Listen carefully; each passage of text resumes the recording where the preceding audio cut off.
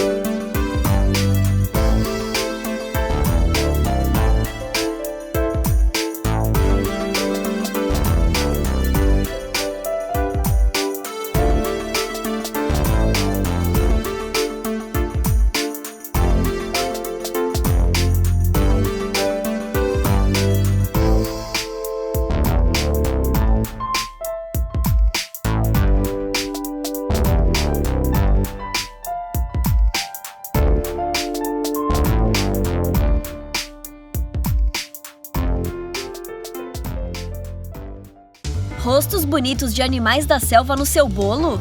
Isso parece gostoso! E até tem um gosto gostoso!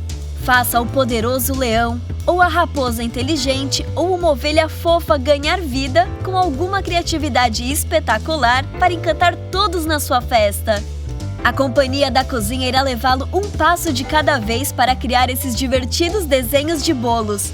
Você está pronto? Vamos para a cozinha!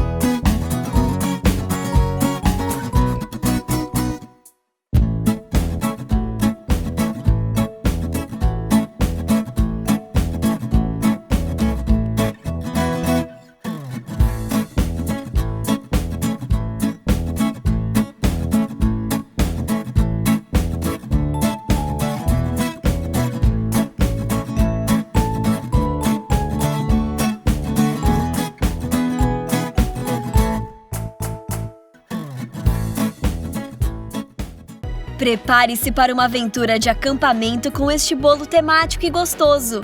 Feito com deliciosas camadas de bolo de chocolate, rolos de wafer crepitantes e creme de manteiga colorido. Este bolo certamente fará da sua festa uma vencedora. Não se preocupe que não é tão difícil. A Companhia da Cozinha o levará passo a passo para fazer este bolo campfire que derrete na boca. Vamos para a cozinha!